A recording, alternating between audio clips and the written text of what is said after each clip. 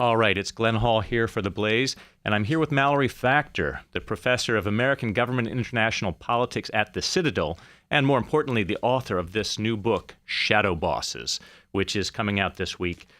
Shadowbosses is a story about the power of unions, and I thought that unions were in decline in this country, Mallory. What did you find out? Glenn, first of all, I'm thrilled to be here with you.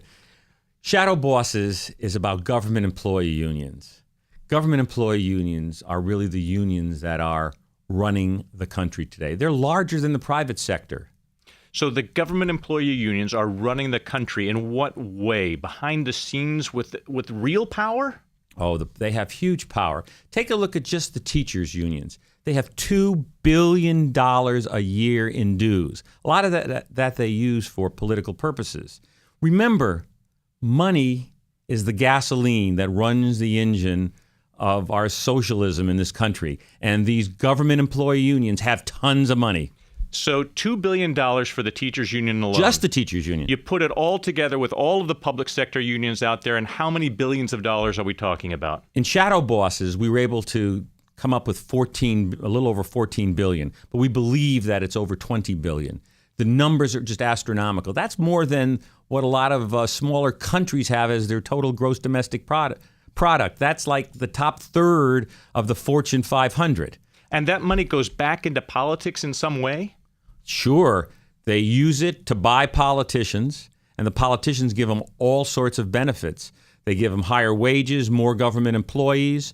They do all sorts of wonderful things for them, and as the unions make more money, they give more to those politicians. And if for some reason those politicians don't stay bought, they'll buy and sell them and get somebody else. Now, the kinds of policies that are being pushed by the shadow bosses, the union leadership, are they the same kind of policies the union membership would want pushed? Glenn, that's such a good question. And in Shadowbosses, we go into great detail to show how really the members have very little say. Once these shadow bosses take control of the union, being there for 30 years is not uncommon. So they're like a dictator of a country. And most of the policies that they have in terms of socialism in our country, anti-Second Amendment rights, and against family values, their members don't agree with them. 60% of their members are for Second Amendment rights or family values, yet almost all the money they give go to politicians who are against those things. The members are totally disenfranchised.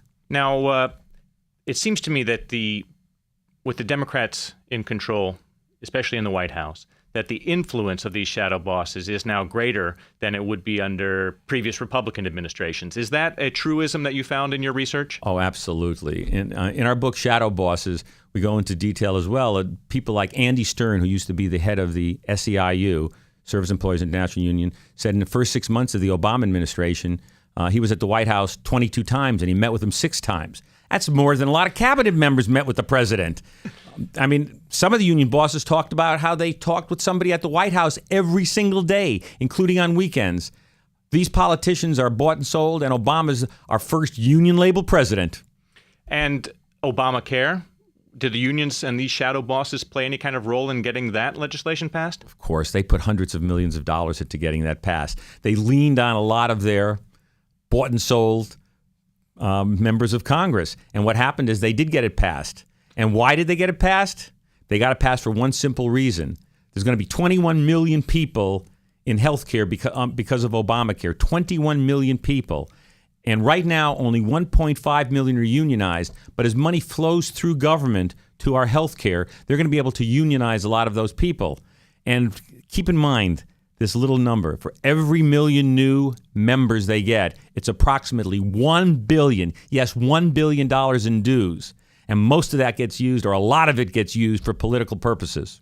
So we've got a system in which the government supports the unions. When the unions support the government, and the money just keeps flowing in a full circle. Is that what you're describing? Well, it's not the government. It's some of our government leaders. I mean, we should be out there asking our members of Congress, asking our state legislators, asking our city council members, who is your shadow boss? Are the American people, are you representing them, or are you representing the government employee union bosses? And you'd find out that a lot of them are not representing the American people. We, the people, are no longer who our representatives actually do represent. So if you want to know more about these shadow bosses, check out this book, which is now available from Mallory Factor. It's been a pleasure. Glenn, it's always a pleasure to see you. And let's do it again soon.